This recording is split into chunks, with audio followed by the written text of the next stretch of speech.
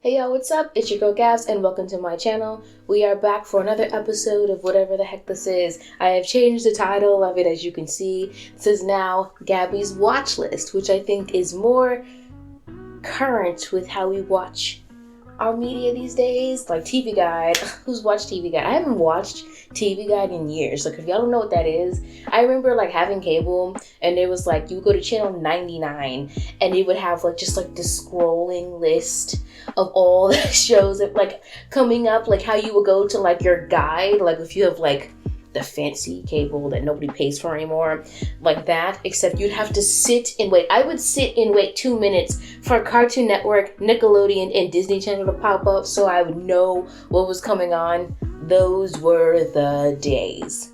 Nonetheless, those ain't the days no more. So it's Gabbie's Watch List, and I think this fits. So I'm back this week with another round of stuff I watched. I watched more TV shows, but I have my notes. I have one movie that I watched, and actually the movie is going to be the first thing that we talk about. But before we get started, if you like this segment on my channel, please be sure to give this video a like and comment down below what TV shows you think I should be watching or what new movies you think I should check out.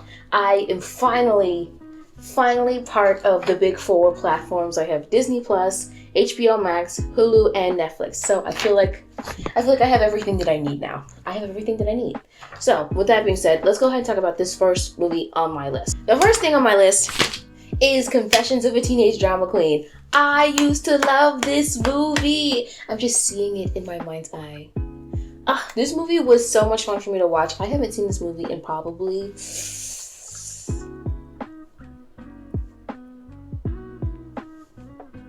15 years.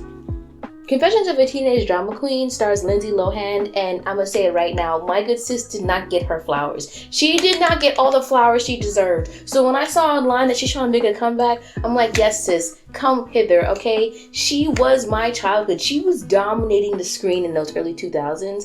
You had Mean Girls, Confessions of a Teenage Drama Queen, Get a Clue, Parent Trap. I mean, like, come on. Lindsay was everywhere, and she had this little fake-ass music career. I remember when she made music for Princess Diaries too. Listen, that was all the same year. 2004 was her year. Freaky Friday, come on, let's get real. But we're talking about Confessions of a Teenage Drama Queen.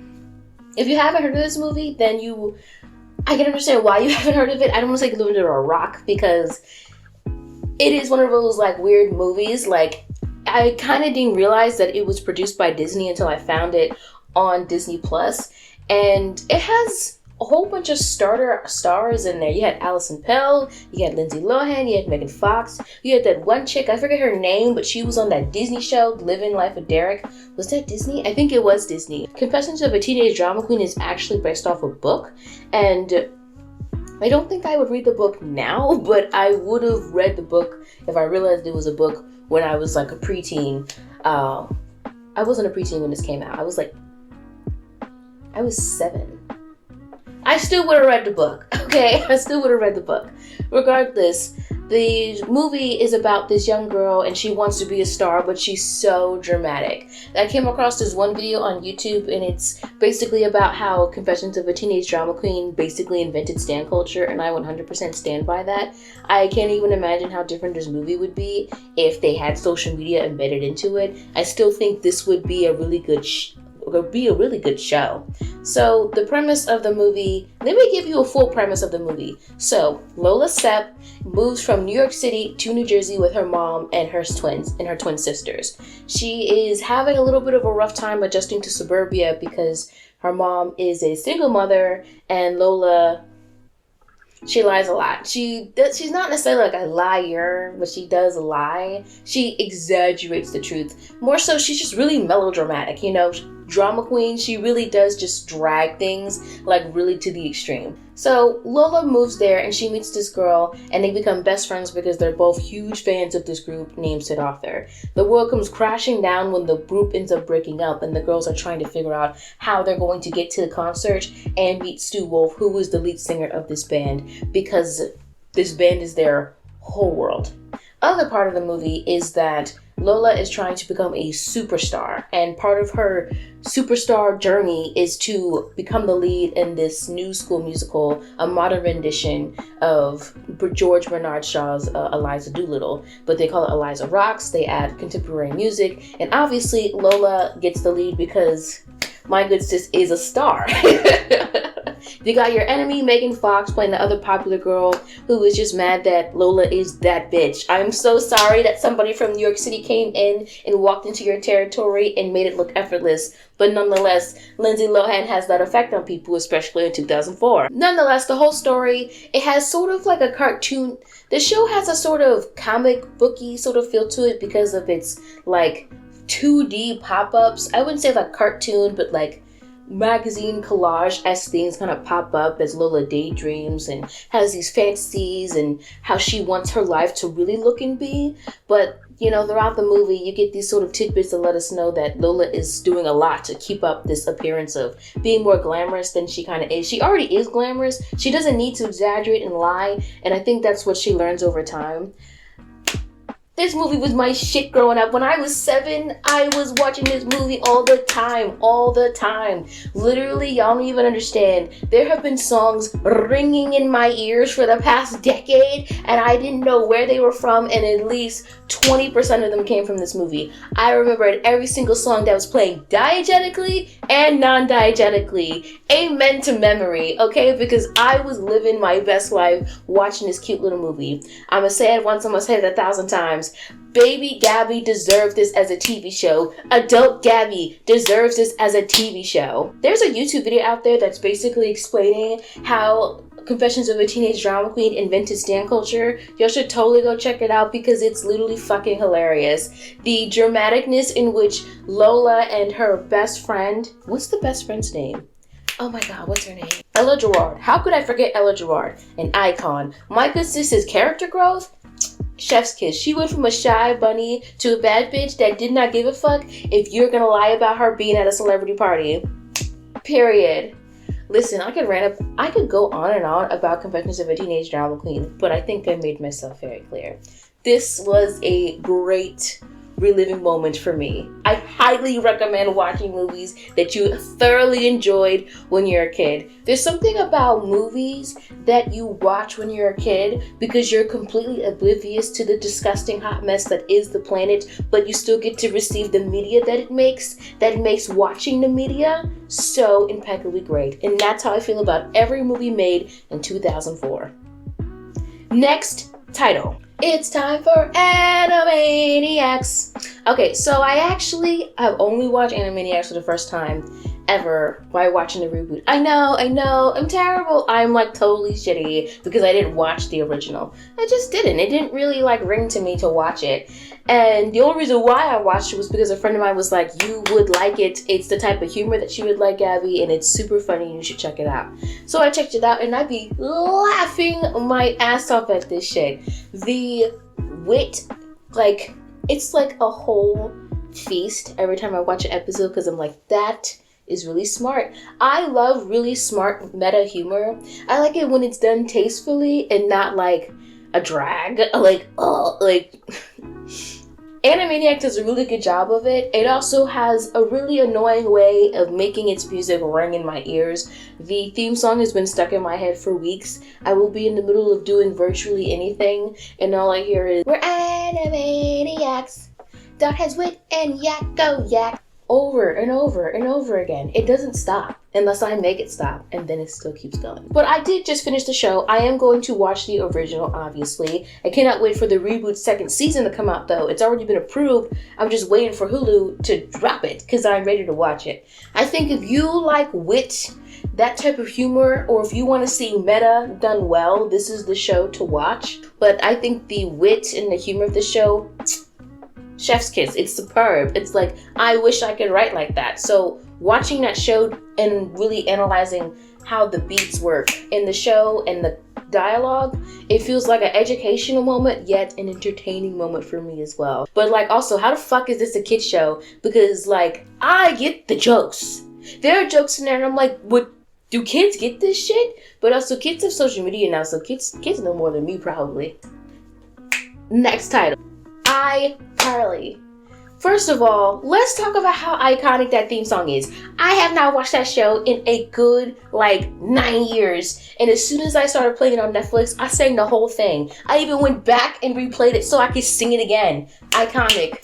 I don't think Miranda Cosgrove got her proper flowers either. I know Shouty's network is up there, but I don't think she got her flowers. I think we spent too much time making Michael Jackson jokes about her to really give her the flowers that she deserved, okay? She really carried a whole phenomenon. I don't say she carried the show, because the people that carried the show was Spencer and Gabbie. Let's be real. But I'm saying that Miranda Cosgrove needed her flowers, because it's not easy to be a lead character and be a likable lead character, but still be not the most favorite character of your own show. I mean, at least she's not like Meredith Grey. People don't even like her, and she's the main character of the show. But iCarly. This show is genuinely funny. Watching it as an adult, I remember every single episode airing the new week in 2007. I remember sitting on my grandmother's bed in September, because the show launched September of 2007, and I remember watching it and thinking to myself, they look really small. Are they really teenagers? They look really tiny. I remember thinking they were all three of them looked really tiny. I realized what was actually happening was an awakening of what actual teenagers look like, and not grown-ass 20-somethings playing teenagers like I was used to in movies and television. I was like, oh, y'all are actually teenagers. Y'all are, tiny. Nonetheless, the show was really funny, and watching it as an adult, I'm just reeling in all the nostalgia, but also reeling in how funny the show actually is. Although I'm also keeping a tally for how many times foot humor is being used. I don't know where my tally is, but I remember in the very first episode, in the pilot, Sam and Carly are napping on Carly's couch, and Carly doesn't have shoes on, and she wakes Sam up by nudging her in the face with her toes. If anybody were to ever do that to me, you're losing your foot that day. There are plenty of YouTube videos to talk about the disgusting creepiness and the foot fetish that Dan Schneider had. Fuck Dan Schneider and his disgusting ass. That is really weird. Sometimes it's really hard to watch the show when there's foot shit going on, and then in the intro you always see Sam and Carly with faces drawn on their toes, wiggling them around, and I'm like, we have to look at that every episode. Now, you might skip the intro, but I don't. I'm gonna sing that song every damn time. Every time. Also, can we talk about how Spencer's art was actually really good? Can we talk about that? Growing up, I didn't realize it. He had some really iconic pieces. Mary Stiffness was really a high chart topper for me. That was just, it was really smart, funny humor. I just really can't describe it to you because I'm not in that place. But honestly, I would love to have some weird quirky artwork that Spencer had in my house. He was actually a really good artist, and I forgot about the whole character plot with him was that he was gonna be a lawyer, but he's like, you know what, I'm gonna be a free spirit. And it's if Spencer has always acted like this, everybody was basically kidding themselves believing he was gonna be a fucking lawyer. Other things I want to talk about, iCarly was low-key ahead of its time. In 2007, they created a show that's focusing on teenage content creators. That was so unheard of. Having your own web show was not something people did back then. It was something maybe you kind of did, but it really wasn't popular. Now, everybody wants to have a YouTube channel. Everybody wants to be internet famous. That is the wave. But that was so not the thing to do in 2007. Mind you, Carly, Sam, and Freddie did this for free. They were not monetizing their content. Nowadays, there's no way you're going to do some sort of live stream and not have some sort of monetization going on. Merch, some shit, something, But also, let's be realistic here. They were posting, how in the origin story, how the reason why they start the webcast is because Freddie uploads a video of Carly and Sam goofing around, poking fun at a teacher, and it gets 27,000 views, and I'm like, maybe on TikTok, yes, but I don't really see how two preteen white girls joking about the pointy boobs of their teacher is gonna get 27,000 hits. But pop off, Nickelodeon. And then their first live stream ever, they get 37,000. Maybe I sound like a bitter hater or something, but that's not how that works. Unless TikTok or something. Nowadays, I'm thinking about how the internet works. I'm thinking too deeply into it. Okay, the last thing I want to talk about is Carly and Spencer's loft. Who's paying for it? It's not Spencer. It has to be Carly's parents. A 3-floor loft. You have the first floor with the kitchen, the living room, and Spencer's bedroom that we never see. We assume the second floor has Carly's bedroom and some, I guess, whatever else. And then the third floor we know is the studio where they shoot iCarly. Who's paying for that? What money? Who has that? I would love to live in the loft that R. Kelly. I would love to live in the loft of iCarly. iCarly, damn it. iCarly. Just to make it clear, I want to live in the iCarly loft. Okay, so I totally forgot to put my earrings on. And I was like, should I just stop recording and start over? And I was like, no. You guys are gonna get half glam and then full glam. Yes, the full glam is with the earrings. Okay, next title. Kim Possible, call me, beat me, you wanna reach me, if you wanna reach me, it's okay. First of all, this show has aged very well. No problems, no complaints. I haven't got to season 4 yet, but I do remember that being the epitome of a hot mess. It's so funny because when I was growing up, I remember being a kid having no comprehension of what a season was. So watching all these Kim Possible episodes, and I'm like, oh, these are actually the earlier episodes that I remember watching a lot.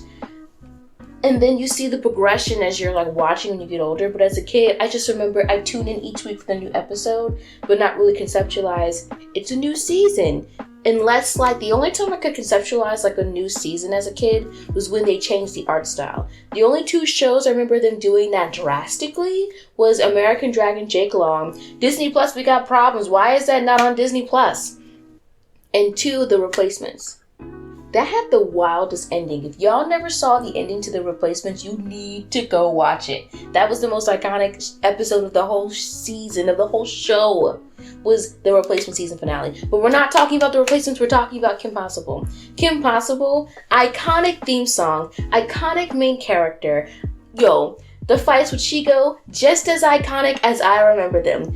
Always on site, always ready. I loved the banter. I was always here for some Kim and Shigo throwdowns. We deserve them.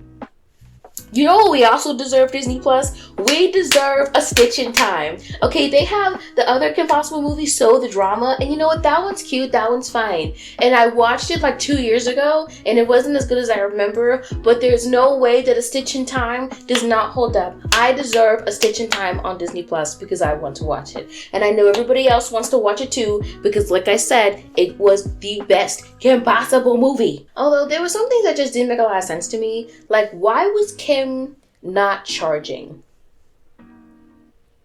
I'm sorry, you got a test tomorrow morning, but you're flying all the way to Shanghai to go save an ambassador for free? Kim, make their pockets higher. You saving lives. You saving political parties. Where's her coin? There was one episode where Kim was trying to get this jacket and she had to work at Bueno Nacho. And I'm like, sis, you saved the world. You should be getting coin. I would be filing complaints. First of all, she needed to be charged on her website. Who ran the website? Wade. Where are the prices? He can check her bank account and see how broke she is, but he can't set up a whole checkout on her website. I don't understand. I don't. Kim should be rolling in dough too. Her parents, neuroscientists? No, not even neuroscientist. Neurosurgeon. Dad, rocket scientist. They gotta be having money piling out of the walls of that house, okay? Her parents are a little dumb in my opinion, but they're a cute dumb. It's like, oh, they're like old. But like, I needed Kim to make some money. That's really what I'm getting at. Kim needs to make some dough, and she should have made the dough doing that. I think her parents are surprisingly home a lot for a neurosurgeon and a rocket scientist. I think they're home a little too much. Y'all both home for dinner? For breakfast? That's not true. That can't be true. That can't be real. I don't have parents like that, but I just don't think that would happen. I went to school with the kids that are going to become that. They ain't got the time. They ain't got the time. They ain't got the time. But the show itself, iconic. I'm always here for Kim and her adventures with Ron every single time. Thinking about it, like, realistically, Ron always going to Bueno Nacho in his mole rat crawling all over his food. Disgusting. But in cartoons, it's cute. It's only cute when it's in cartoons. Just remember that. And no, under no circumstances will I ever allow myself to watch that newer live action Kim Possible movie. No shade or hate to the new girl. I just don't know who the audience was for that movie. Kim Possible hasn't been on air in years. Now, granted, that movie came out a few years ago. I'm acting like it just came out, but bear with me. The audience for Kim Possible, like, is my generation. So I'm like, who is this movie for? As far as I was concerned, there weren't really any Kim Possible reruns happening on Disney Channel around the time that movie came out. So everybody was like, who are you making this for? Regardless, it takes up space on Disney Plus. Nobody my age watches it, but probably because it's not for anybody that's my age.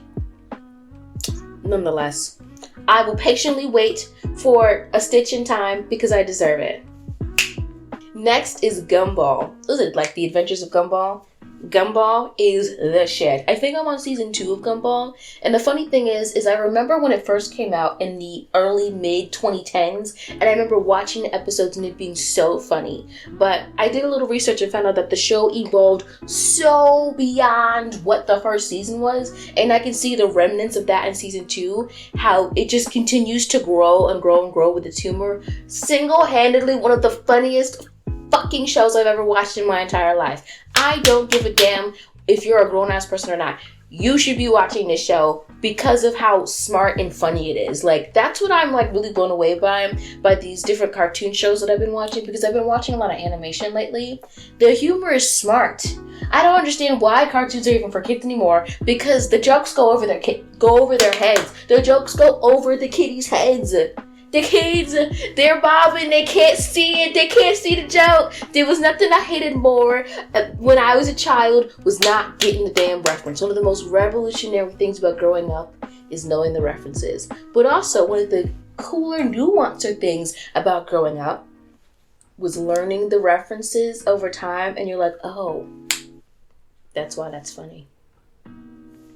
That's how I feel about shows like Gumball. Like, if I was a kid growing up watching this show, I would have to grow up and then get some of the jokes. I'm not saying it's like adult humor. I'm just saying the stylistic choices and way in which the humor is laid out. I am Nicole Waterson, the mother with her anger issues and her boss bitch energy. Me. You may not believe me because I'm all like happy-go-lucky and sweet here, but when I need shit handled, I get it done.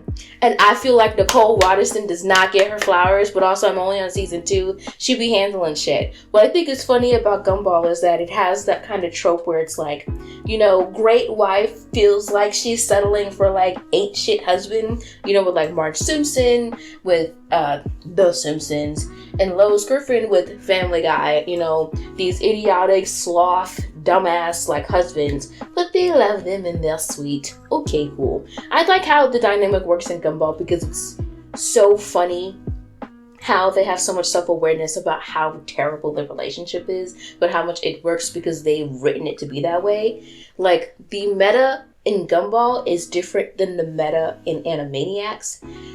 So I think that's like, I get 2 different types of meta, well done, tastefully and not tacky. There's a way to do meta, and it's tacky and it's dumb, and both of these shows handle it really well. Other things I want to say about Gumball is that I think the show is really impressive at comedic chaos. Every episode, there is literal chaos happening, but it never feels like messy or like overwhelming or just like pointless. It's very systematically built up and then very swiftly taken care of, but not in a we gotta wrap this episode up, but like the story just unfolds in that way. I think anybody that's like into storytelling, filmmaking, whatever, you need to be watching cartoons. And the reason why I say you need to be watching cartoons is for several reasons. One, because you can do so much more with animation in terms of what you're creating in the visual space within the frame, right? You should be watching cartoons not only because of all the limitless stuff you can do within the frame, but most importantly, to see how to handle a story in 11 minutes or less. It is really like profound to see cartoons create a story in under 10 minutes. If you really want to learn story structure, watch a 10-minute cartoon. You got Life as It Was, you got the inciting incident, you got your problem, you got things get worse, you see them trying to solve it, and then hip hip hooray. But also it gets a little worse more before it gets even better when it comes to Gumball, because that show revolves around chaos. But it's really well done chaos. It's not like orderly chaos, it's just purposeful. You can tell when things just get too messy and then the writers don't know what they're doing. They know what they're doing every single time. They never drop the ball in a single episode. And the last thing I'm going to talk about with Gumball is how impressed I am with the child actors they have doing the voice acting. If you don't know, then now you're going to know. Voice acting is a form of acting. You need to be an actor in order to be a voice actor. There's so much involved in how you deliver a line. You have to do the same work you would do for a live action on-screen performance that you do for voice acting. And sometimes it's really difficult to find good kid actors. The voice actors that voice Gumball, his best friend Darwin, and his sister Anais, they are all children. When the show first started, they are all children. Now, they start to recast over time, but they're still like children, right? I am like so blown away at these kids' performances and doing this voice acting, because sometimes some kids are not that great of actors. Look at Nickelodeon. Look at recent Disney Channel. You know, it's always just like over exaggerated, like reactions, you know, but it's never really like, it's not giving what it's supposed to be given. It's not giving what old Nick and old Disney Channel used to be given. Real performances.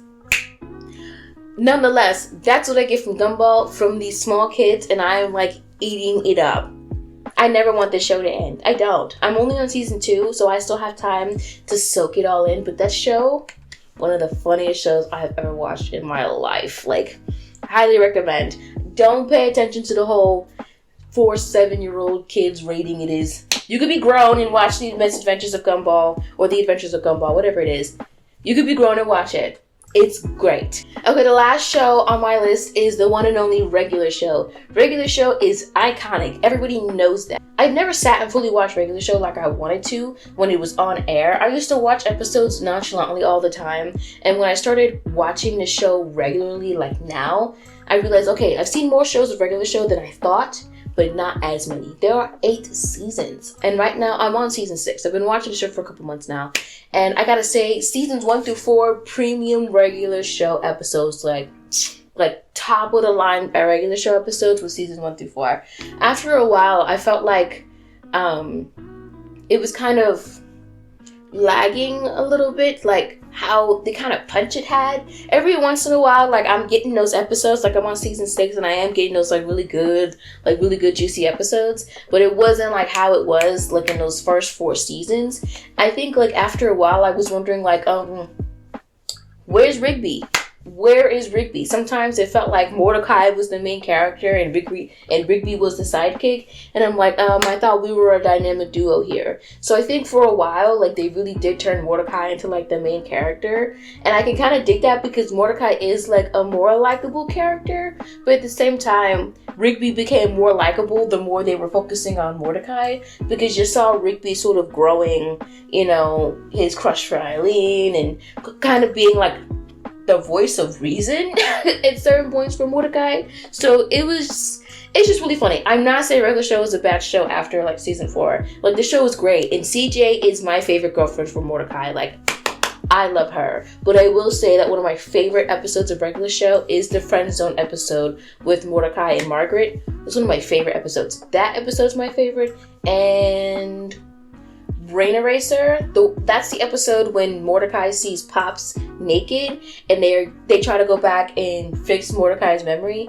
That episode was so trippy. That's one of my favorite episodes of Regular Show. That and the first Terror Tales of the Park, the very first one, that one freaked me out. That one is also like, those are my top 3 Regular Show episodes. There are so many other amazing shows, but for me, premium episodes, seasons 1 through 4. I still have 2 more seasons left, so I really shouldn't be saying that, but for me, for where I'm at right now, where I'm watching Regular Show, seasons 1 through 4. Okay, so that's pretty much everything on my watch list. I just want to share 2 things that I'm excited about watching next. Like I am gonna watch these next. So last time I said Pixel Perfect and Model Behavior. I ended up watching Pixel Perfect, so that will be in my episodes later on. The next thing I want to watch for sure is Out. That is the Pixar short that is on Disney Plus right now. I definitely want to watch that. I heard nothing but really good things about it, so I'm excited to check it out. And then I want to check out Judas and the Black Messiah. I've heard nothing but great things about this movie, and I finally have access to HBO Max. And a friend of mine and I, we're both filmmaker buddies. We met each other in college. We like to watch movies and then get together and talk about them. So we're going to be watching Judas and the Black Messiah. So I'm definitely going to talk about it here and tell you guys what I think of it. You already know that I'm going to say that it's great because we've heard nothing but great things about it. So I'll keep you guys tuned in for when I watch Out and when I watch Judas and the Black Messiah. I'm still trying to figure out how I'm going to watch Model Behavior because it's not on Disney Plus. So I got to go like the illegal way, but we'll make it work. Thank you guys so much for tuning into this week's episode of Gabbie's Watch List. This is the official title. This is what we're going with. I think Gabbie's Watch List is perfect. So once again, be sure to like this video if you enjoyed what I talked about today, and subscribe to this channel for more if you want to see more of my weekly watch list videos, and comment down below if you've seen any of the movies or TV shows I talked about today, and please give me suggestions. I'm always looking for new things to watch. And with that being said, I will check you guys out in my next video. Peace out.